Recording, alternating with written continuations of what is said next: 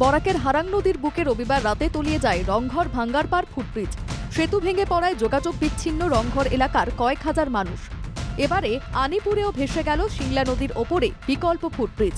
এই ঘটনায় রামকৃষ্ণনগরের হাজার হাজার মানুষ বিচ্ছিন্ন হয়ে পড়ায় দিশেহারা।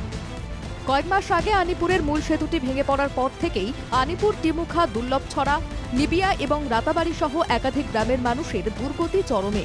এই পরিস্থিতিতে প্রশাসনের উদ্যোগে একটি বিকল্প অস্থায়ী ফুটব্রিজ তৈরি হয়েছিল, কিন্তু জলের স্রোতে ভেসে গেল সেই অস্থায়ী ফুটব্রিজটি।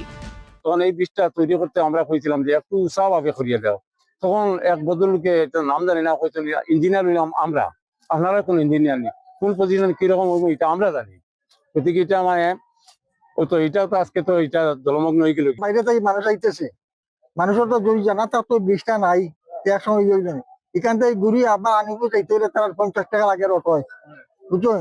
স্কুলের ছাত্রছাত্রী আর না, বিজনেসম্যান এদিকে কেউ না, হ্যাঁ কেউ আসে রেশন দোকানের মাল আনতো, মানে টোটাল যোগাযোগ বিচ্ছিন্নতা। নদী পারাপার কঠিন হয়ে উঠেছে। গ্রামবাসীদের অনেককেই জীবিকা সূত্রে নদীর অন্য পারে যেতে হয়। যোগাযোগ বিচ্ছিন্ন হয়ে পড়ায় সবচেয়ে বিপদে পড়েছেন তারা। কি বলছেন তারা, একবার শুনে নেওয়া যাক।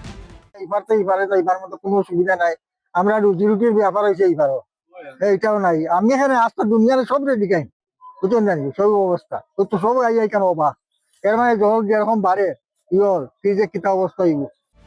ঝুঁকি নিয়ে নদী পেরোচ্ছেন সকলে, সব ধরনের জরুরি পরিষেবা বিপর্যস্ত। এদিকে নতুন করে একটি অস্থায়ী সেতু নির্মাণের কাজ শুরু হলেও কাজ চলছে ধীর গতিতে। এতে ক্ষোভ বাড়ছে এলাকাবাসীর মধ্যে। প্রশ্ন উঠেছে, যোগাযোগ ব্যবস্থা বারবার ভেঙে পড়লেও কেন স্থায়ী সমাধানের উদ্যোগ নেওয়া হচ্ছে না? শীঘ্রই স্থায়ী সেতু নির্মাণের দাবি উঠেছে। রামকৃষ্ণনগর থেকে শ্যামল আচার্যের রিপোর্ট, NK টিভি বাংলা।